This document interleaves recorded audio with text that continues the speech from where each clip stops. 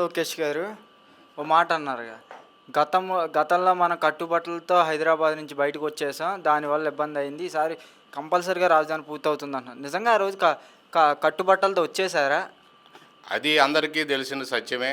ఏమిటంటే ఆ రోజు నోటుకు ఓటు కేసులను ఇరుక్కున్నటువంటి పరిస్థితుల్లో చంద్రబాబు నాయుడు గారు మూటాముల్లి చదురుకొని ఇక్కడికి రావడం జరిగింది. మనకి విభజన 2014 నుంచి 10 సంవత్సరాల పాటు విభజనకి మనకి అవకాశం ఉంది.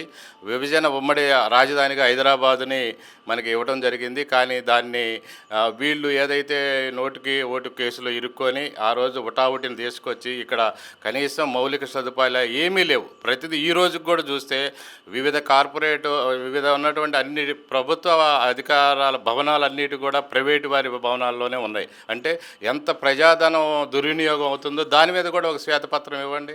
2014 నుంచి ఇప్పటి వరకు ప్రభుత్వేతర సంస్థలు అన్నిటిలో ఎక్కడెక్కడ అద్దెల్లో ఉన్నాయో అనేటటువంటిది కూడా ఒక శ్వేతపత్రాన్ని ఇవ్వాలి. వీళ్ళు గతంలో అన్ని ప్రభుత్వం మీద ప్రతిదానికి నేను శ్వేతపత్రం అన్నారు. ఇప్పుడు ఈ యొక్క రాజధానిని మనం ఉపయోగించుకోకుండా ఆంధ్రప్రదేశ్ హైదరాబాద్ని 10 ఏళ్ల పాటు మనం వచ్చిన తర్వాత వీళ్ళు చేసిన నిర్వాహకం ఏమిటి అంటే కేవలం భూదందాన్ని భూముల్ని సేకరించుకోవటం, వీటిని మళ్ళీ వేరే వాళ్ళకి అమ్మటం, అలాగే ఉన్నటువంటి భూముల్ని పేదల భూములు లాక్కొని బడా పారిశ్రామికవేత్తలకి దారాదత్తం చేయటం వల్ల ఇది భూదందాకి తెరలేపిందే తప్ప నిజంగా చిత్తశుద్ధి అనేటటువంటిది ఇకనైనా చేయాలి. మరి మీరు ప్రధానమంత్రిని మీరు ఎందుకు కోరలేదు డయాస్ మీద? ఈ యొక్క అమరావతికి మీరు ఎంత నిధులు ఇస్తున్నారు, మీరు ఇస్తే మేము ఎప్పటి వరకు పూర్తి చేయగలం అనేటటువంటి హామీని కూడా ఏమి తీసుకోలేకుండా ఆయన గారేమో మోడీ గారేమో మీరు యోగా చేయండి అని యోగా దినోత్సవం మీద ఫోకస్ చెప్పారే తప్ప ఈ రాజధాని మీద స్పష్టమైనటువంటి విధానాన్ని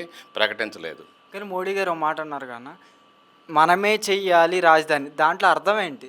మనమే చేయాలంటే రేపు బీజేపీ ప్రభుత్వం ఏదన్నా వస్తే వాళ్ళే చేయాలనేటటువంటిది వాళ్ళ రహస్య ఎజెండా. రాజకీయ నాయకులకి ఒక చిత్తశుద్ధి అనేటటువంటిది ఏంటి అంటే చెప్పిన మాట అది చెయ్యరు. ఏది గతంలో కూడా 2017లో కూడా మరి మోడీ గారు చాలా విషయాలు చెప్పారు.